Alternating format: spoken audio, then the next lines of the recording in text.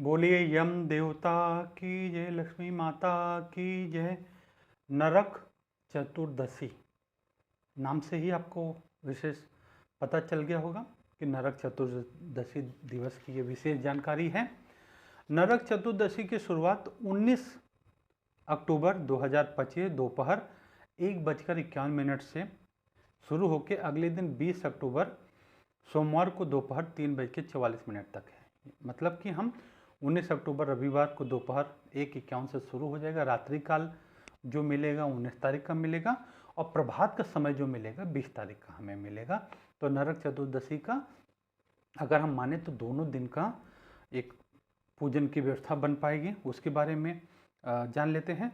और अभ्यंग स्नान का जो मुहूर्त है वो सुबह 6:25 तक का रहेगा। देखिए ये बहुत मैं विशेष निवेदन करता हूँ रविवार के दिन का। देखिए नरक चतुर्दशी 19 तारीख का जो दिन है, आप भले रोज देर रात तक सोते हो लेकिन आप प्रयास करना कि ये जो 20 तारीख का सुबह है 6:25 तक 6:15 भी मत जाइए, क्योंकि अलग अलग स्थान पर समय आगे पीछे।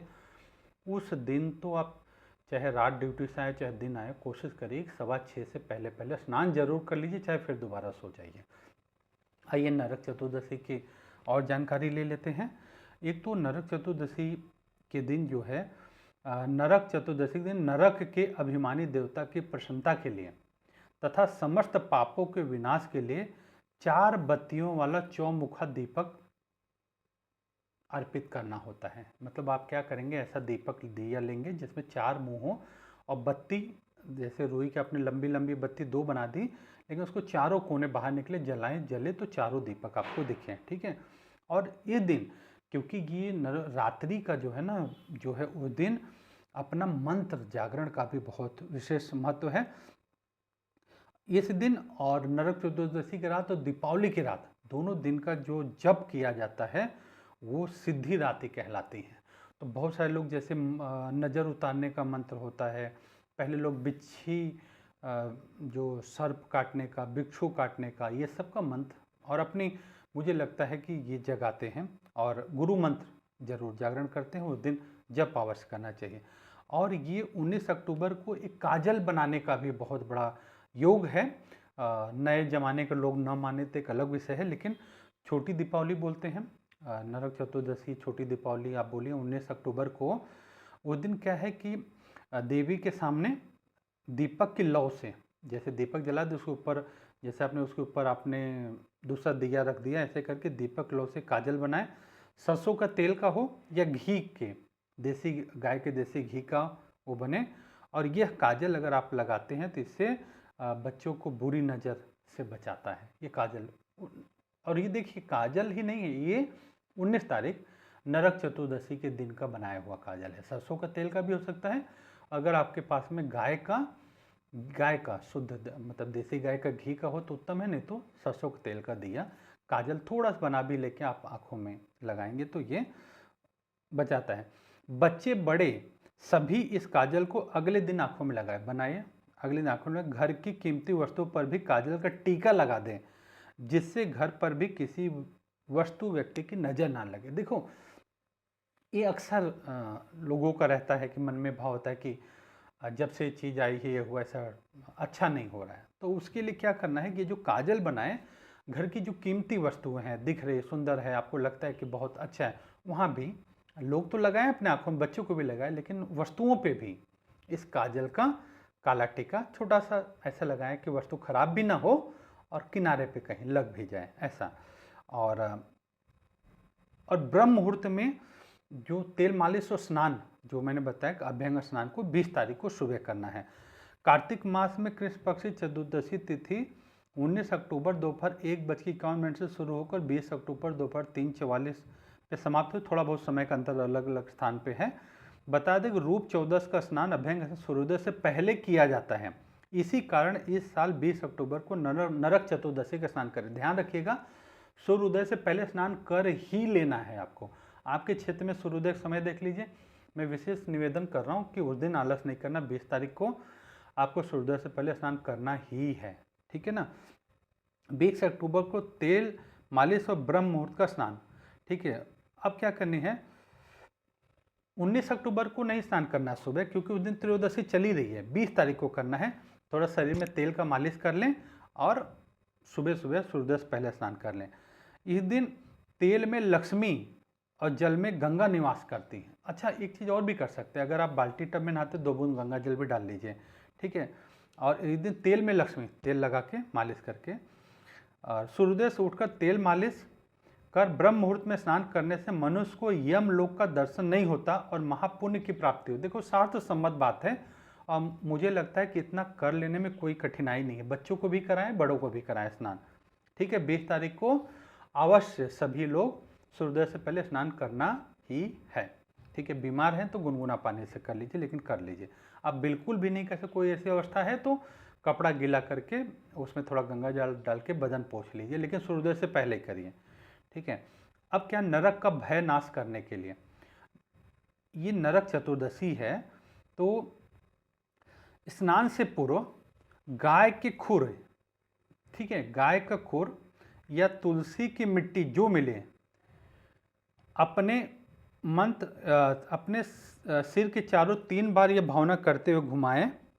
ये क्या है कि मैं तुम्हें बार बार मस्तक पर घुमा रहा हूँ।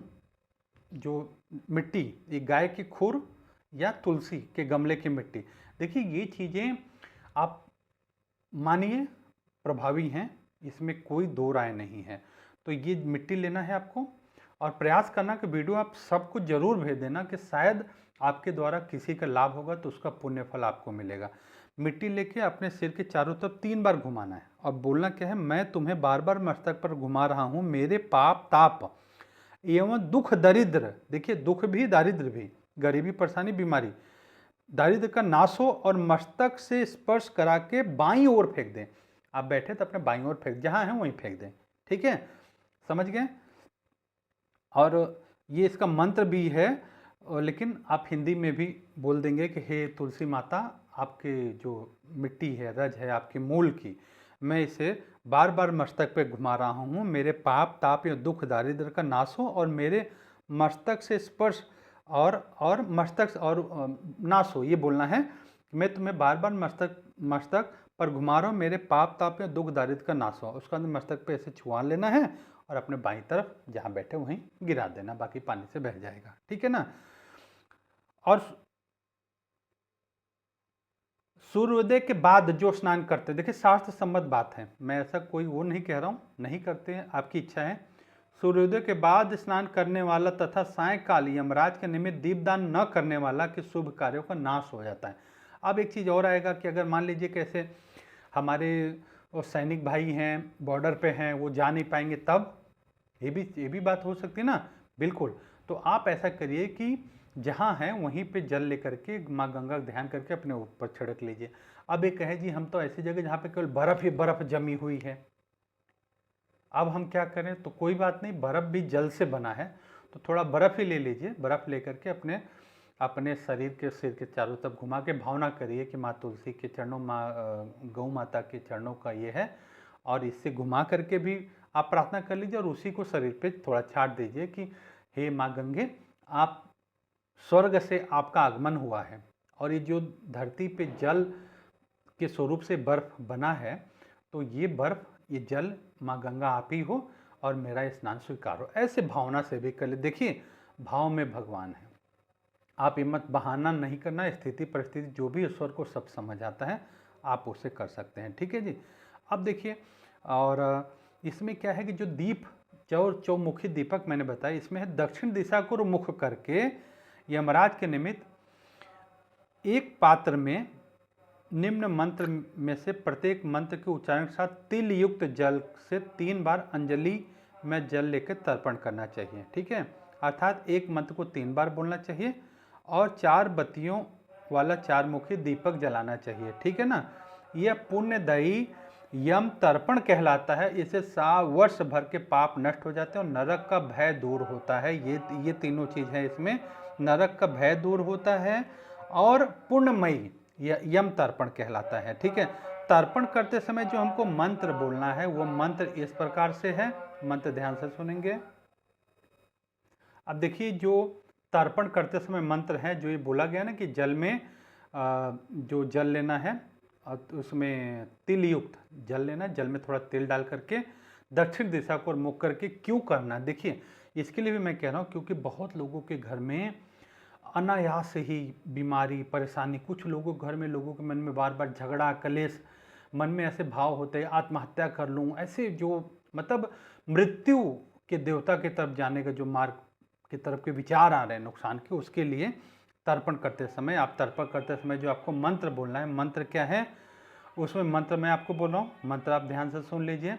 मंत्र है ओम यमाय नमः, आप मेरे पीछे भी बोल सकते हैं और वहाँ पे आप ये भी चला के ओम यमाय नमः, ओम धर्मराजाय नमः, ओम मृत्युवे नमः, ओम अंतकाय नमः, ओम व्यवस्थाय नमः, ओम कालाय नमः, ओम सर्ववृक्षाय जमः, ओम औदुम्बरे नमः, ओम दग्धनाय नमः, ओम नीलाय नमः, ओम परमेष्टिने नमः, ओम वृकोदराय नमः, ओम चित्राय नमः, ओम चित्रगुप्ताय नमः।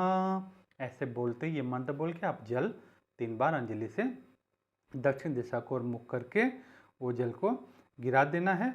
और ऐसी जगह जल गिराना है कि आप देखिएगा कि वो पैरों पे ना पड़े, तो ये आप पात्र में गिरा लीजिए, बाद में पात्र का जल पीपल में तुलसी जी में डाल देना। अब देखिए तर्पण के बाद में दक्षिण दिशा को चौमुखी दीपक जलाना है और 4 मुख वाला दीपक दक्षिण दिशा को मुख करके जलाना है। उसमें प्रार्थना कर लेना यमदेव से, वैसे मंत्र भी है दत्तो दीप चतुर्दशया नरक प्रीतये मया चतुर्वर्ती समायुक्त सर्व पापानुत्तये, ये मंत्र है।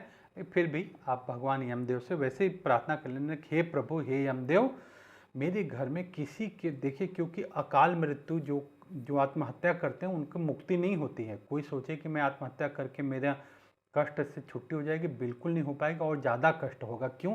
क्योंकि शरीर है तो आप प्रयास कर पाओगे, जब शरीर नहीं रहेगा तो आप सिर्फ अपना भोग भोगोगे। इसलिए भूल कर भी आत्महत्या का प्रयास करना ही नहीं चाहिए। तो आप यम देवता से प्रार्थना करिए, हे प्रभु मैं यम का दीपक जला रहा हूँ चौमुखी, इससे मेरे परिवार में किसी के मन में भी ऐसे ही जो भी है कि अनावश्यक नरक की तरफ जो है गामी होने का ऐसा विचार ना है, ऐसा हम प्रार्थना करेंगे। और प्रार्थना करके और देखिए, और इस दिन जो है ये विशेष क्यों है ये सारा चीज़ नरक चतुर्दशी का, क्योंकि इसी दिन भगवान श्री कृष्ण ने नरकासुर का वध किया था।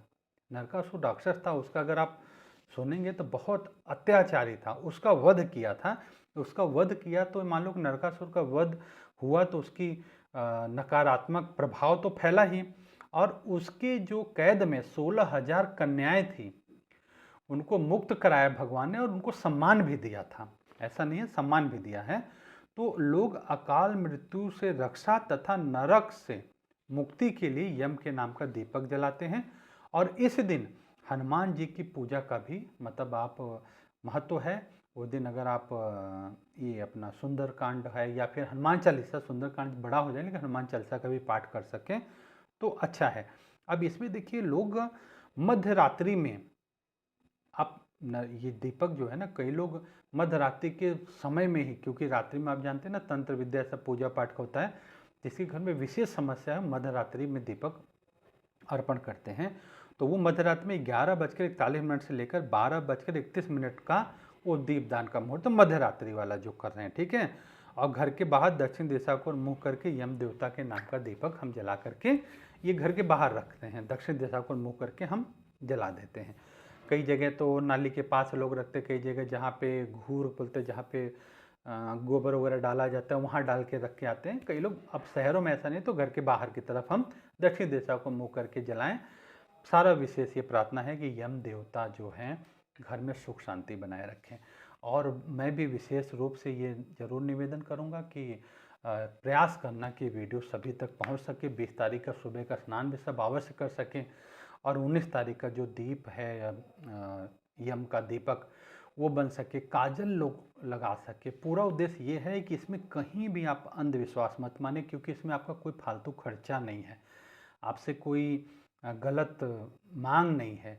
ठीक है, आप जो श्रद्धा अनुसार पूजा पाठ करते हैं, मंदिर में दान पुण्य करते हैं, वो आपकी श्रद्धा है, हमारी तरफ से कोई विशेष ऐसी बात नहीं है।